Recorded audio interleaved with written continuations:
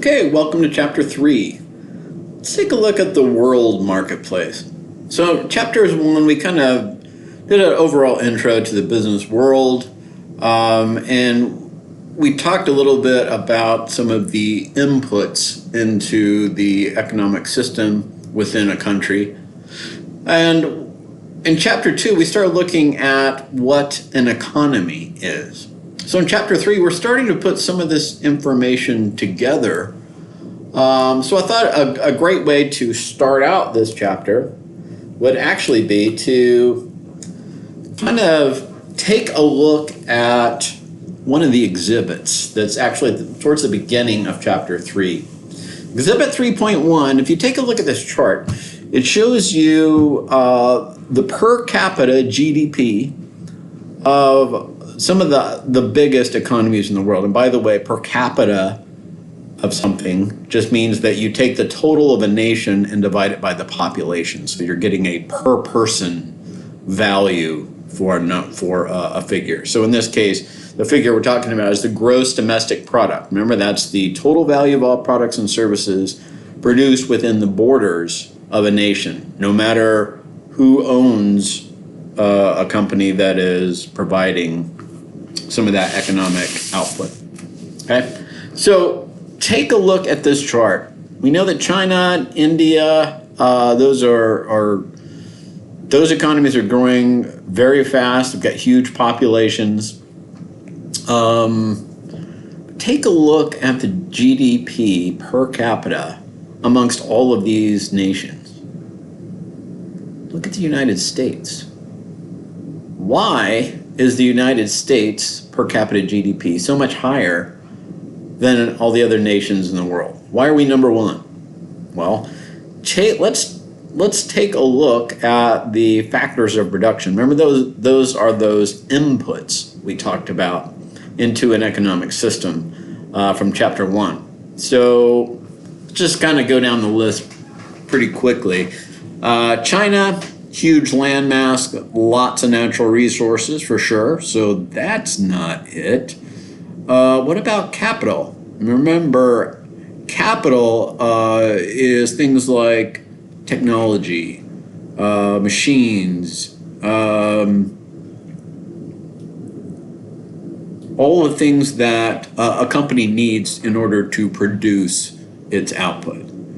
So if you take a look at China, well, it's got some very large clusters of population, but a vast majority of the population of the entire country actually lives outside of those population centers. So probably does not have access to capital. India, you could probably say the same thing. Indonesia, in case you don't know, is a small island chain south of Asia. It's part of Asia, but south of the continent of Asia. It's very tiny, and it's all jungle. So they don't have a big variety of natural resources, and access to capital is probably pretty limited. I would say Europe.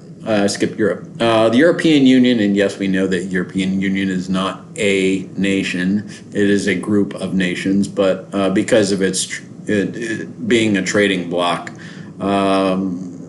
we typically measure their output as a whole. So natural resources wise, it's a lot more limited than the United States for sure. They have to import in a lot of their natural resources like oil and gas, timber, ore. They import that in. So they don't have quite the access to capital or natural resources that we do. I would say that capital they probably do have access on par with the United States for sure. Brazil, they have a growing oil and gas based economy, which is definitely helping grow their economy. Access to capital, not near to the extent that we enjoy here in the United States or that they enjoy in Europe. What else do we have here? Human resources. So one of the things I want you to consider about human resources is not just bodies, right? We're talking about inputs that are in the right level, the right kind, and at the right price, right? We learned that in chapter 1. So China has a large population, but they don't have the access to education throughout the country that we do. Here in the United States, I would say the same in India. Both of those countries, a lot of that is concentrated in the big, larger cities. European countries definitely have excellent education, and they're pretty spread out within their countries. So I would say that they're on par with us there. On the human resource side of things, Indonesia, not near the access to education that we do. So perhaps their training isn't going to be quite on par as Europe or the United States. Brazil is definitely growing, but they still have, it's still fairly poor but growing country for sure. One thing of note, by the way, when I talked about education, the United States public education is ranked like 27th out of the 30 top industrialized nations of the world. But for some reason, we still excel when it comes to technology, and our higher education is tops in the world. So go figure. I thought that was kind of interesting. And then entrepreneurship. If you take a look at entrepreneurship, that kind of dovetails with the economic dimension, business dimension. How hard or difficult is it to start and run a business? And what motivates? Remember, we learned in chapter 1 that the number one thing that motivates entrepreneurs to take on the risk of starting and running a business is the profit motive. So if you take a look at China, that's still technically a communist country. They are certainly moving to the right politically and economically. So, they're allowing a lot more capitalism. So their economy and politics are starting to change, but their economic system is still technically communist. And therefore, it's not near as easy to start and run a business as it is here in the United States and some other countries. Let's see, India, they're definitely moving to the right. Also, European Union is moving to the right for sure. And when I say they're moving to the right, their economic system, they're starting to pull back some of their spending due to, they're going broke. Great benefits, it's a wonderful place, but it goes in ebbs and flows. Civilizations have been doing that since the beginning of time. So there's a big difference there. One of the things about Europe is the taxes are so much higher than here that the motivation to start and run a business may be less, simply because you're not allowed to keep near as much of your profit. Ironically, here in the United States, we're moving in the opposite direction to most of the other countries, major economies in the world. We're moving to the left, as in we're spending more and more money, and I mean this, both political parties in our country are doing the same thing. We're spending more money, we're increasing our debt, we're increasing social programs, raising taxes. I mean, it goes ebbs and flows, but the United States is definitely moving to the left economically, socially, politically, whereas the rest of the world has been there for a long time and are starting to feel some of the pain in that direction. But I'm not saying that one direction is better than the other. I'm simply saying that it ebbs and flows to the left and then back to the right, to the left and back to the right. But it has a big impact on our economy. As you move further towards the capitalist or right side of the political spectrum, an economic spectrum, you typically, your government is passing policies that have a stimulative effect on business. So lower taxes, less regulation. Let's take a look at the social aspect of things. So one thing I thought about here is in China and India, no doubt Indonesia, there's a lot of members of those societies that don't have access to education, for example. United States and Europe, it's a given that everybody has access to education. You are taking this class. We here in America, not everybody gets a full ride from their parents to go to school, but we can all work our way through school. That's not the case everywhere in the world. We also have systems, of course we're not without problems here or in Europe, but we are really trying to make things fair for everyone. They haven't necessarily caught up in other parts of the world. So I think it has a big impact on how well an economy does when you are more inclusive and where diversity is celebrated and you get more and more people involved in the economy. Under global, if you take a look at these different countries and you think about the global, how hard is it or easy is it for these nations to trade with other nations? It's funny that China is number one on the list, and we're talking about, we're comparing us to these other nations to the United States. China and the United States are going through a big trade squabble right now, here in 2019 anyway. And a lot of that stems from the fact that for decades China has been allowing companies from other parts of the world to come into their nation with the understanding that they hire a certain percentage of Chinese nationals, which the government will provide for them while they're using that avenue to steal technology, patents, etc.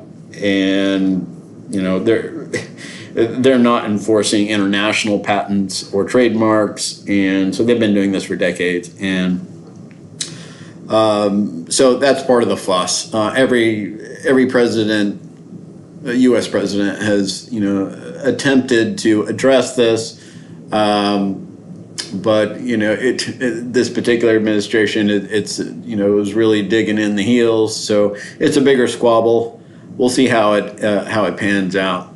But in general, the United States has done a fairly good job of managing its trade relations with other nations.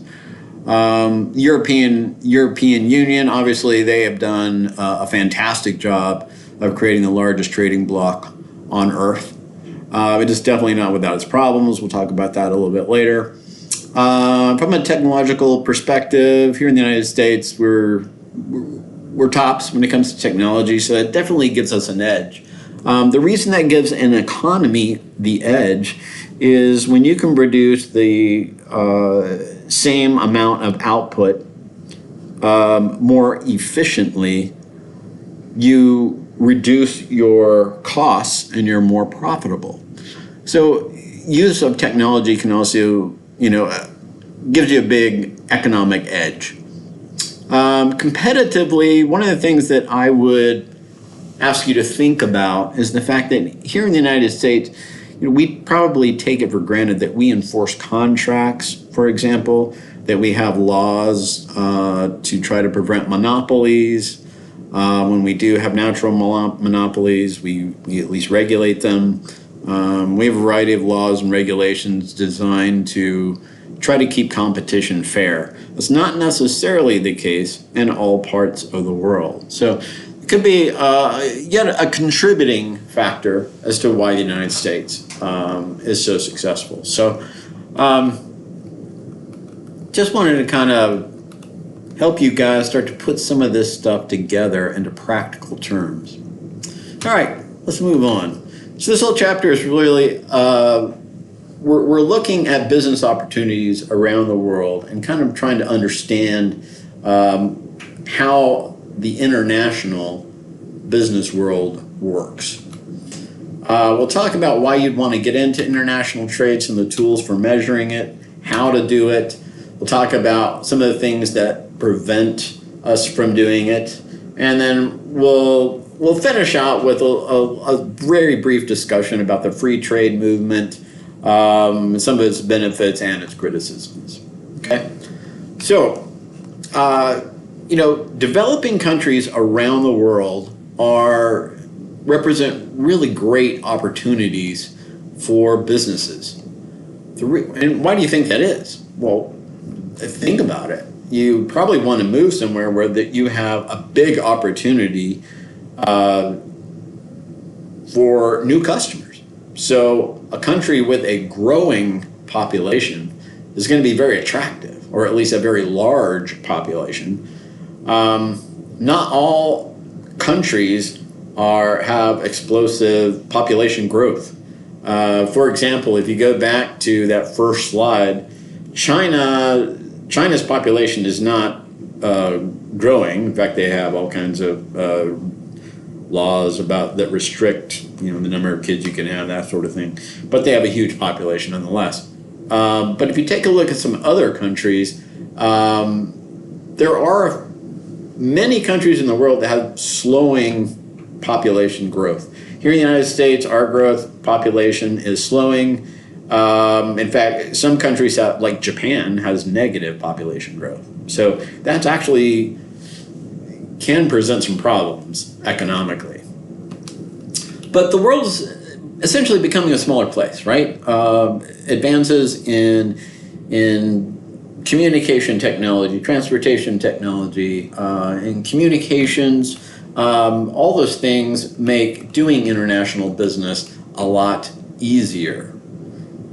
Now, having said that, some of the profits of a lot of the largest multinational companies in the world have really dropped in the last few years. And by the way, because I care about you, put some of the reasons why right here on the slide. For example, a strong dollar. Here in the United States, our economy right now in 2019 is doing fantastically. In fact, much better than most everywhere else in the world. Well, that's great in some respects, but it poses problems in others. For example, if you are an American company, you're moving over to start a division in a country with a much weaker currency. Like say the American dollar is much stronger against the Mexican peso, which it is. So if you move down to Mexico and start a business, when you convert your strong American dollar into the weaker Mexican peso, you're going to get a lot of pesos, and therefore your buying power is huge. So you can get a great deal on buying a business down there, or on building a building, or on supplies and equipment, on labor. You'll do very well. But here's the catch. Once you make your money down there and you want to convert all those pesos back into dollars, you're going to lose a lot of it in the conversion back the other direction. And by the way, you're going to have to pay a pretty good tax to bring that money back over. It's designed to be kind of a disincentive for companies to offshore and outsource. So that is part of it. And then just the fact that commodity prices have become more and more unstable. Yes, there is a movement towards free trade, but there's also been, there always has been and always will be, protectionism. In other words, tax rates, tariffs, which are a type of tax, an import tax, regulations, and some other things. Countries do tit for tat all the time. So a lot of countries, multinational corporations, have started to pull back a little bit because their profits just seem to be shrinking.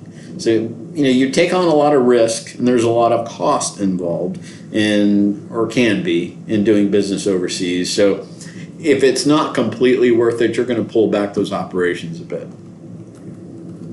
All right. Let's see here. let's take a look at some of these emerging economies that we talked about. You may have heard the word BRIC or BRIC economies. We're simply referring to, it's just an acronym made up of these countries. They deserve attention because they're large populations, they're rapid development, they're growing middle class. See, for years now, countries like the United States, our companies here, have sought to offshore and or outsource a lot of their labor to other countries where labor is much cheaper, because labor is one of a business's biggest expenses.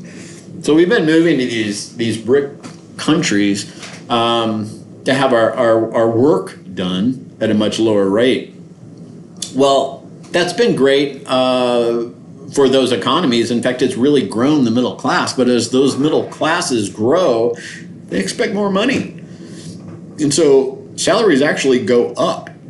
And they've gone up to the point where some of those companies have actually started looking at pulling out of those nations for their low labor cost needs. Doesn't mean that they're completely leaving those countries, but for their needs with regard to very low unskilled labor, they're kind of starting to look at some other places. In fact, places in sub-Saharan Africa are already getting some love. So I think that it'll be a good thing for all of these nations in the very long term, right? It's kind of like filling an ice cube tray. If you just because you pour water into one ice cube compartment, it slowly spills over and begins to fill up the other compartments. So the world, you can kind of think of the world economy the same way. In the very long term, will start to kind of equal out as companies seek good business opportunities. It helps kind of spread out the wealth amongst nations. So why would you want to engage in international trade? Well, it kind of goes along with what I was just saying. You're looking for opportunities, right? For example, yes, you're looking for large growing markets. Absolutely. That's part of it. But you're also looking to be able to take advantage of places where you can get factors of production that are present in the right amount and at the right price, maybe at a better deal than you can get in your own country, or maybe certain factors of production just aren't available in your own country.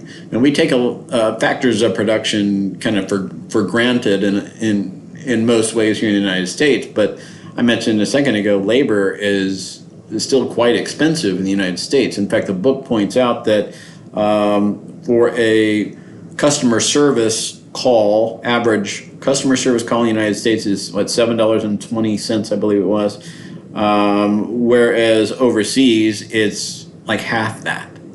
That's why when you call Dell customer support, you're talking to someone who's probably in India or some other country, because Dell is looking for a factor of production, that human resources in that case, that is at a better price than they can get here in their host country.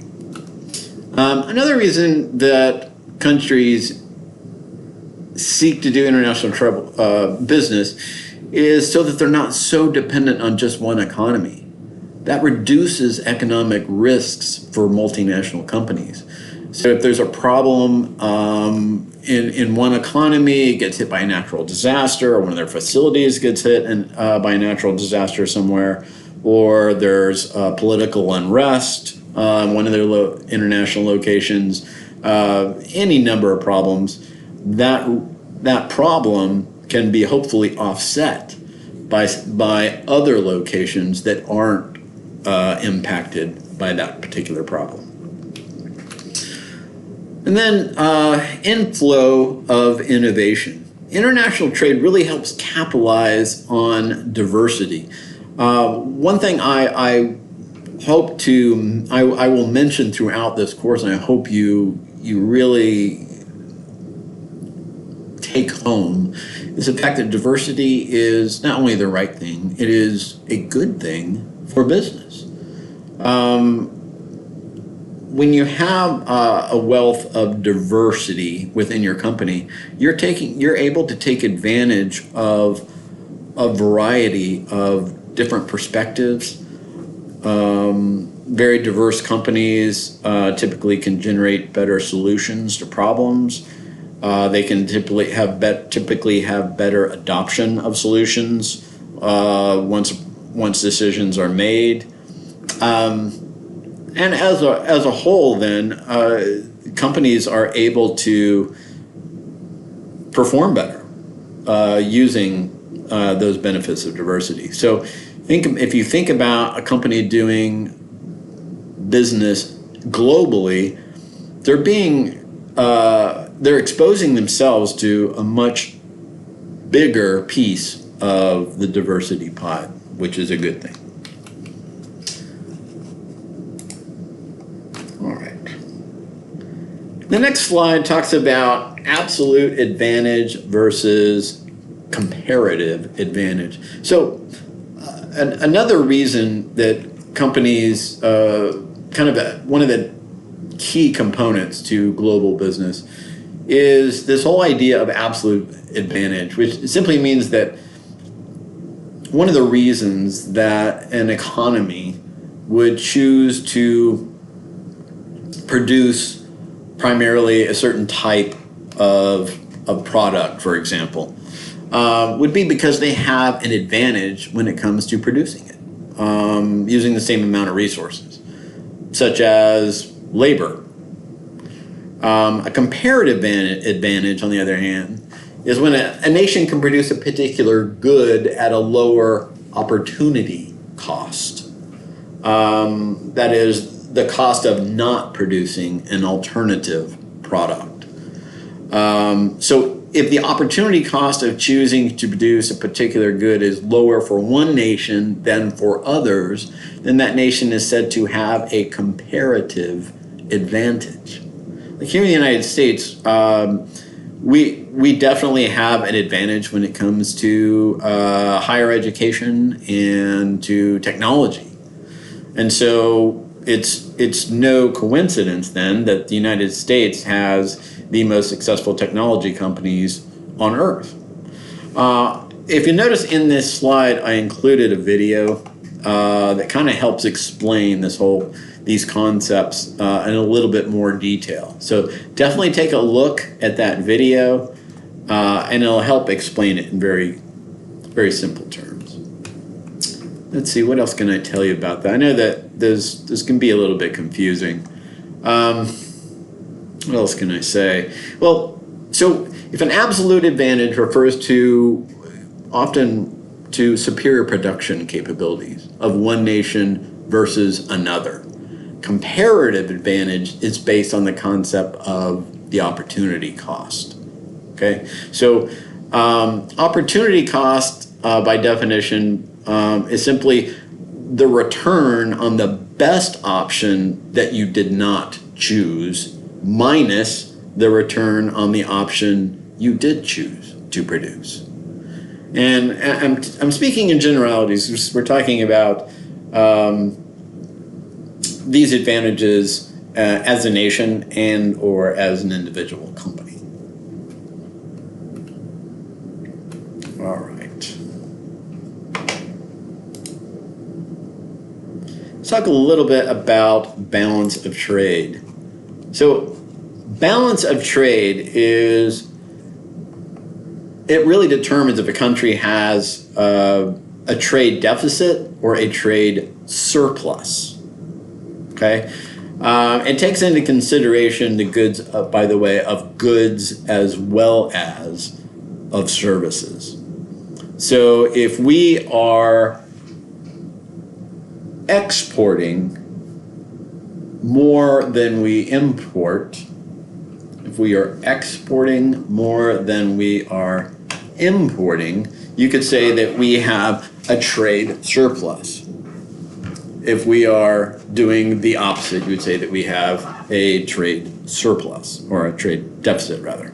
Now, the thing is, a trade deficit can be an indication that a company is is very prosperous. Here in the United States, we have a huge trade deficit we have for decades.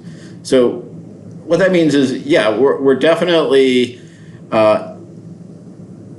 exporting a lot less than we import. In other words, we buy stuff from China, for example, a lot more than they buy from us. So we don't sell, our companies don't sell near as much products overseas as we buy from overseas countries. So on the one hand, we have a trade, that means we have a trade deficit, but and the reason that's not necessarily a good thing, though, is because it can have a destabilizing effect on the economy. So if we take that concept of balance of trade, take a look at us versus the world. So this is the U.S. trade balance with other top countries in the world. So China, total trade between the United States and China is $636 billion as whenever this chart was made. But look at the deficit, the trade deficit between us and China. In other words, they sell us $375 billion more dollars than we sell them. And you can see the trade deficits amongst all these other nations. So, yes, we're very, we do well for ourselves. We have money to spend, but that can have a destabilizing effect on our economy when that balance gets out of whack like it is now. So take a look at balance of trade. Balance of trade really determines if a country has a trade deficit or a trade surplus. And it takes into consideration the value of goods and services, as I said before. So balance of trade determines balance of payment. Balance of payment also considers financial flows from things like foreign borrowing and lending, foreign aid payments, etc.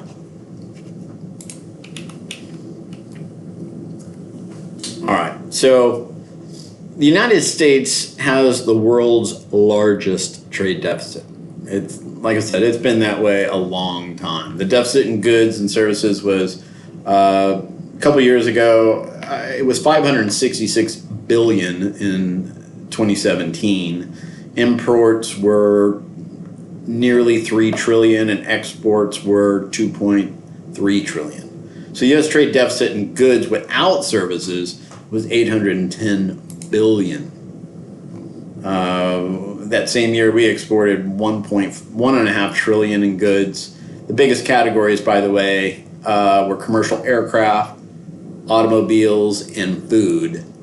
And we imported $2.36 trillion. The biggest categories being automobiles, oil, and cell phones. So just as kind of an update to that, here in 2019, President Trump, so he wants to reduce these deficits with some protectionist measures. So at some companies like Nucor, it's a steel manufacturer, some of the protectionist measures cause trade spats with some of our trading partners, and it's helped some businesses and it's hurt others, to be fair. The largest, Nucor, the largest steel manufacturer, their profits 2018 were record $2.3 billion. That's a 24% increase from 2017. So they grew 23% in 1 year. Steel Dynamics, another large producer, it also reported 60% rise in profits the next year to $1.3 billion. So, there are some wins, but not for others. Some companies like let's see, Harley Davidson, their profits really took a hit due to tariffs, retaliatory tariffs from China. Caterpillar, they took a big hit. Ford took a big hit. So, it works both directions. And we'll talk a little bit more about protections here in a second. Another thing that you should understand about trade is the effect that exchange rates can have on business. I talked a little bit about this earlier.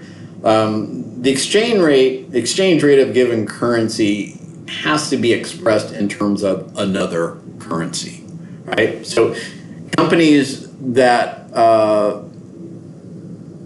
do international trade, they really have to pay attention to what the exchange rate is in countries that they're thinking about moving into. Also about there's a lot of other things they need to look at, but this is one of them. They also need to think about how that difference, how that exchange rate is going to impact them when they try to repatriate that money. In other words, bring that profit that they make overseas back home. So that can be a problem. One of the things that some businesses do, by the way, to kind of get around counter trade and also doing business with poorer economies, by the way, is engaging counter trade. Counter trade simply means bartering. In other words, trading for things other than currency. For example, in fact, the book is an example of one country offering to trade automobiles for underwear. I mean, and these counter trade deals aren't usually that simple. A lot of times they get really, really complex, but essentially it helps countries be able to get things that they need. So a company may want to sell grain to a very poor country, and that country may not have the money to pay for it, but that same company that is selling the grain might say, okay, you know what?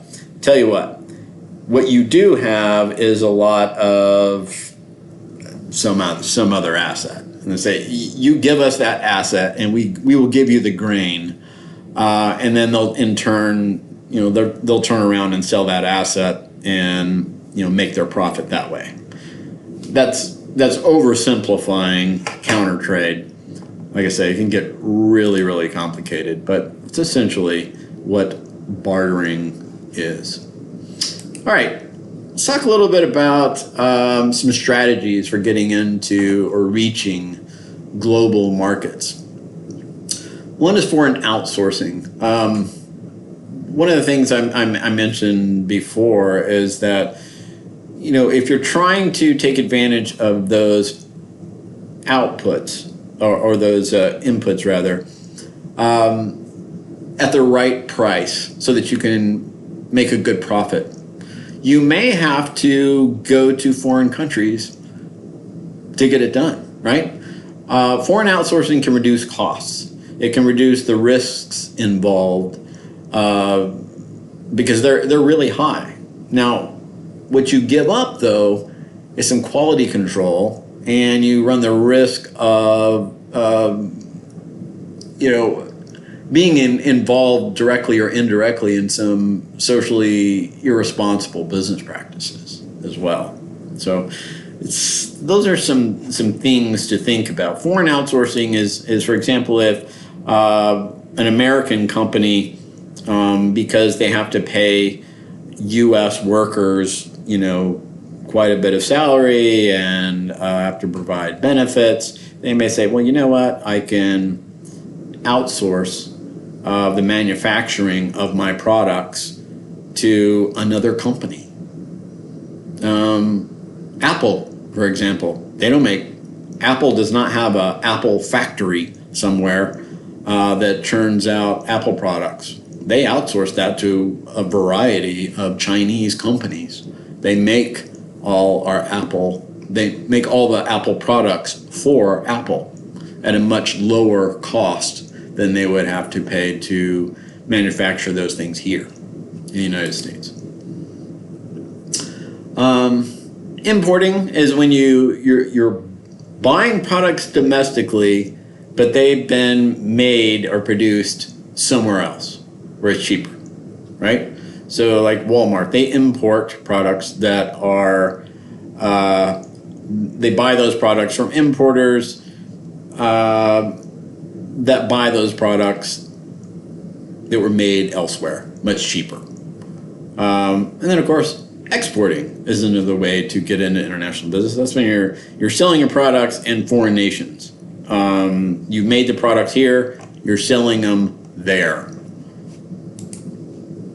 Foreign licensing or foreign direct investment are other ways to get into it. So foreign licensing are really higher levels of international marketing commitments. Essentially, in foreign licensing, you're granting a foreign company the rights to produce and market your product, is what you're doing.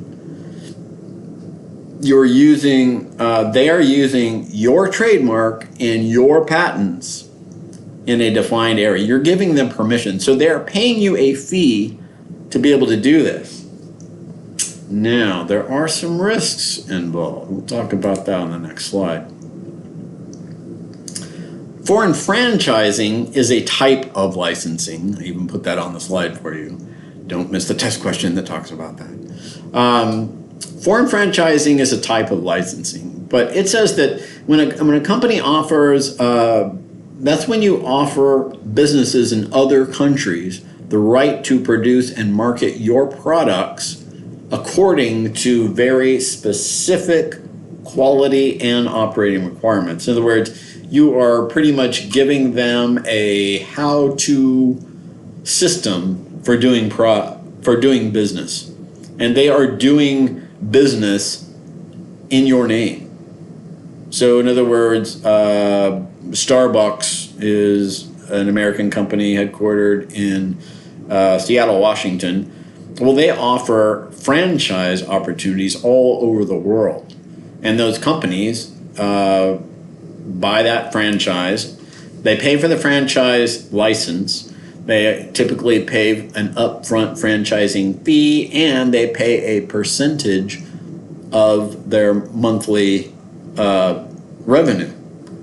They have a Starbucks sign out front, and they decorate the stores like the stores here for the most part, have the same types of products for the most part, with some differences.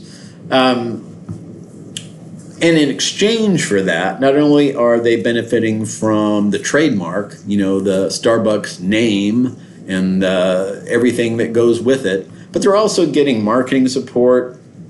They're getting a business system.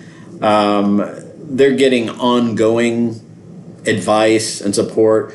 Each franchisee is assigned something called a FAM, a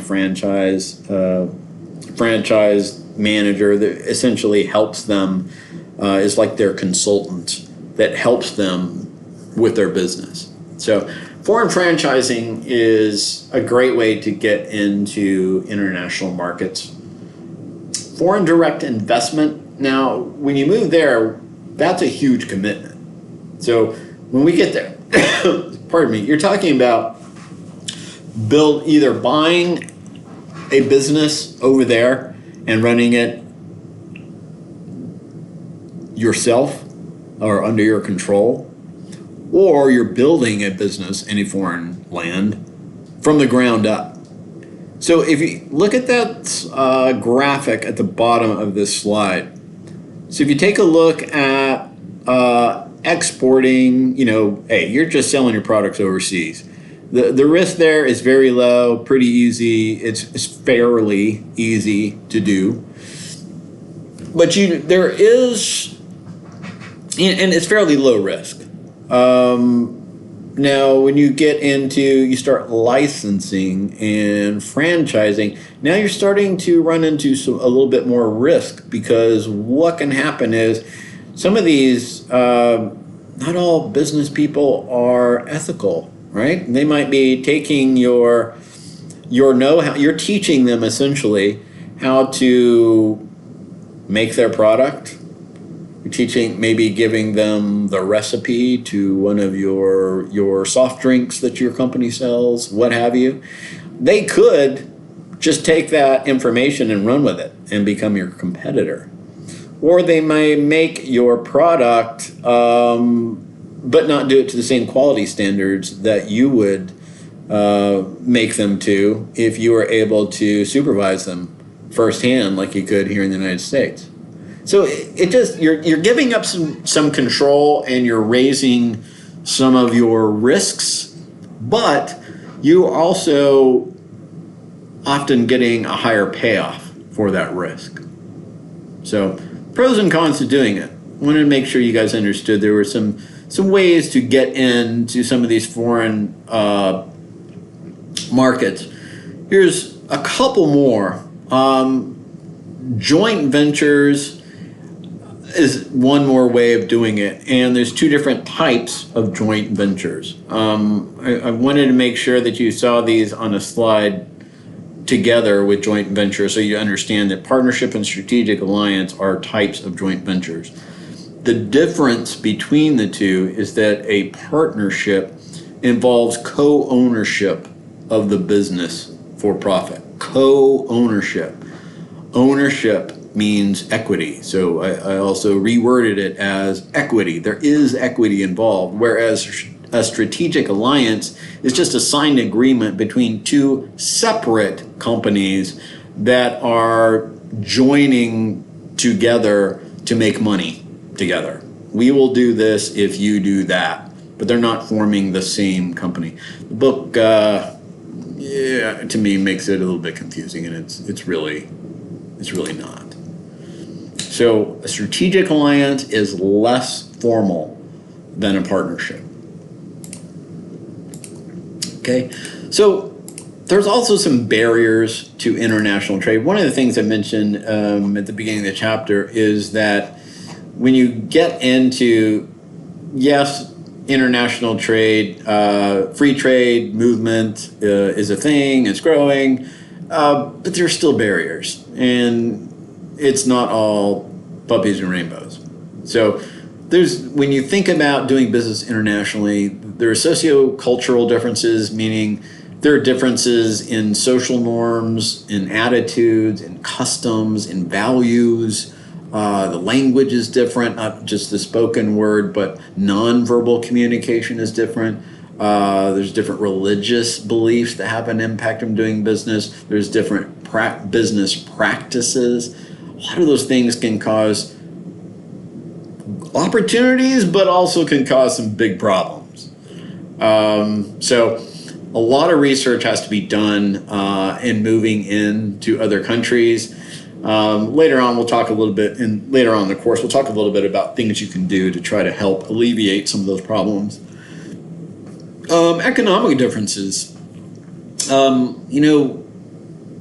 Income levels, for example, big change. In fact, an example that was really interesting in the textbook talked about, I think it was Procter & Gamble selling shampoo in India because there's so many poor people. Well, it's a huge population, but a lot of them are very poor.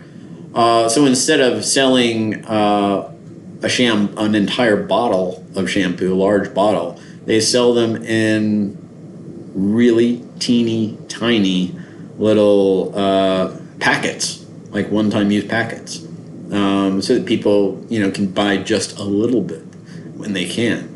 So that's an example of somebody saying, you know what, there's some big economic differences between our two countries. We still want to get into this market, so maybe that's a workaround that they came up with that was successful for them.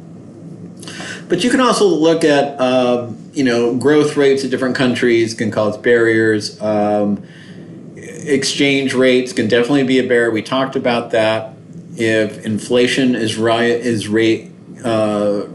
rising very quickly. That can definitely cause barriers for your company doing business overseas.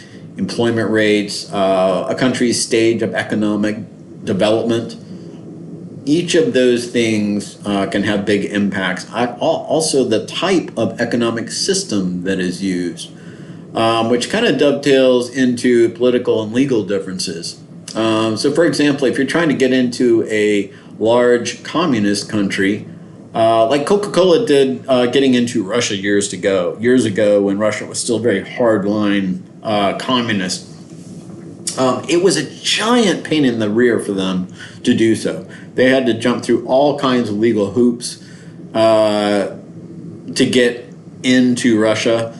But they knew long term it was a growing population. Communism was already, beginning to crumble because it's not a sustainable, economic system.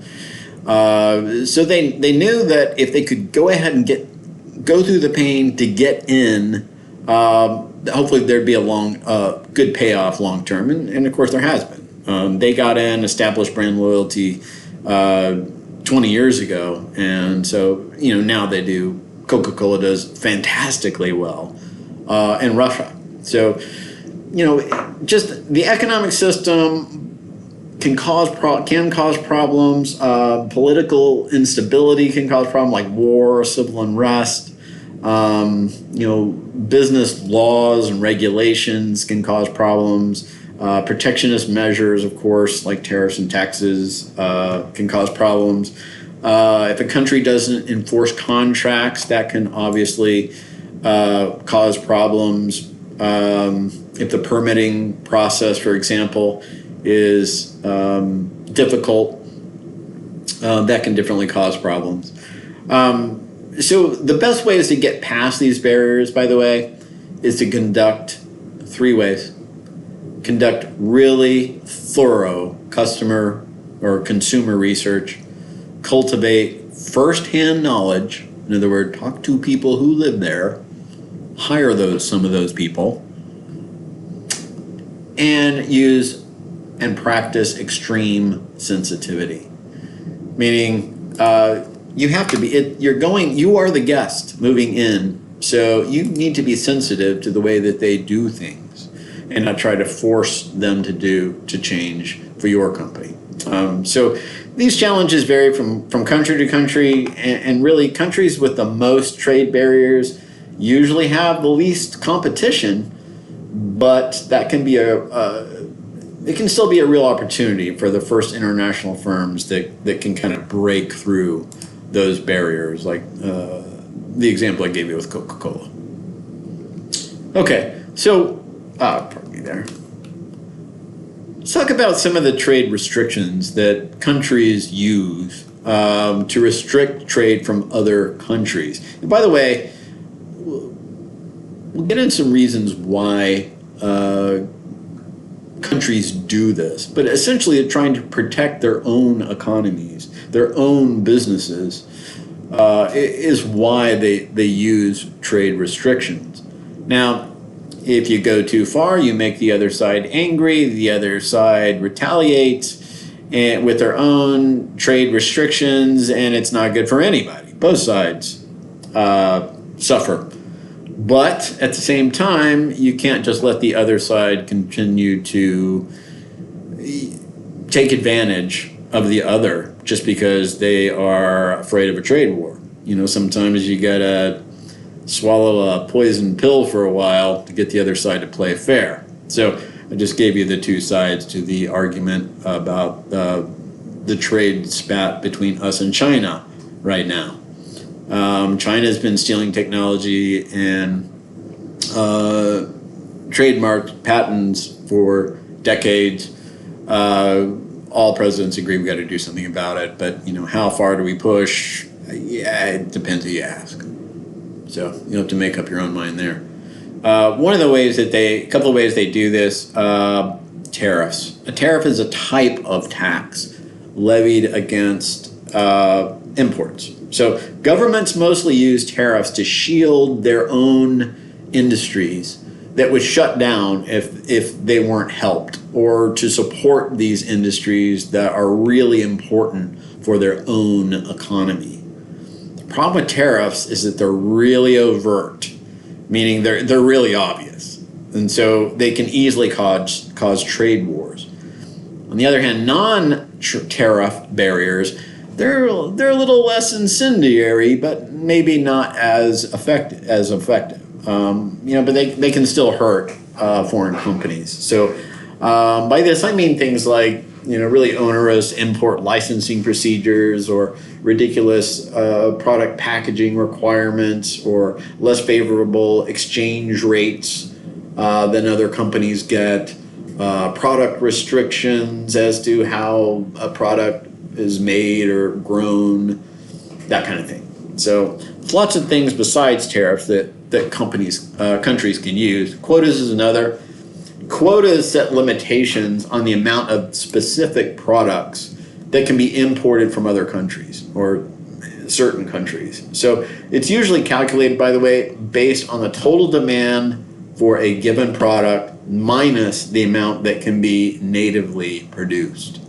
The leftover amount is typically the amount that is allowed to be imported into the country from outside. So that's just so you know, that's kind of how quotas are typically set. Another trade restriction is severe voluntary export restraint. It's imposed by the exporting country's government. It's usually done out of fear that the importing country will impose quotas. And so a government, for example, in the 70s here in the United States, the United States government was terrified that if we sold too many U.S. cars in Japan, Japan would put quotas on us. And so the United States forced U.S. Auto manufacturers to reduce the amount of autos that they exported to Japan. A lot of people think that was a big part of our economic woes, or part of the economic woes that we had in the 70s. And then economic embargoes are another. Typically embargoes are used to usually try to get another country to behave. So it would be a ban on the trade of a certain item to protect national security, or a complete halt to trade with another country, a specific country, in order to pressure them into changing their political policies or their aggression towards another country. For example, we had a trade embargo with Cuba for years because they were allowing Russia, at one time anyway, to set up shop right across our borders during the Cold War when they were our enemy. So we're like, hey, okay, if you're going to side with them, we're not going to trade with you, and it just crushed their economy. And that remained in place for a number of years because we had problems with their communist government after that. But it really doesn't. What Cuba does now doesn't really impact us that much. They're a tiny, poor country, so we've gradually started easing some of those restrictions. But most recently, with Iran, we've had embargoes to try to get them to stop their aggression in the Middle East. We've used embargoes with North Korea to get them to stop making nuclear weapons and testing them. So, all right. So let's talk a little bit about this movement towards free trade. Free trade is the unrestricted, it's not completely, but it's the mostly unrestricted movement of goods and services across international borders. So that's really what it is. But understand that complete free trade doesn't exist. But we do have the emergence of regional trading blocks and common markets and international trade agreements that is starting to move the global economy a little bit closer to that goal. The GATT, the General Agreement on Tariffs and Trade, that was established in 1948 by 23 member nations for the purpose of encouraging worldwide trade amongst its members. And the World Trade Organization is the organization that was set up to monitor and mediate disputes amongst the GATT nations. There's also the World Bank was also established to right after World War II as a cooperative amongst 188 member nations to reduce poverty in developing countries. And a big part of that was trying to help them be able to survive better economically and participate in international trade to help their nations. Along with that was the International Monetary Fund, which is essentially set up through contributions from all of the member countries, and then they loan this money out to countries that have that are struggling financially. It's also set up to established to stabilize exchange rates, create a system of payments, and notice that third one, to encourage member nations to adopt sound economic policies. That sounds easy, but that's a pretty tough nut to crack,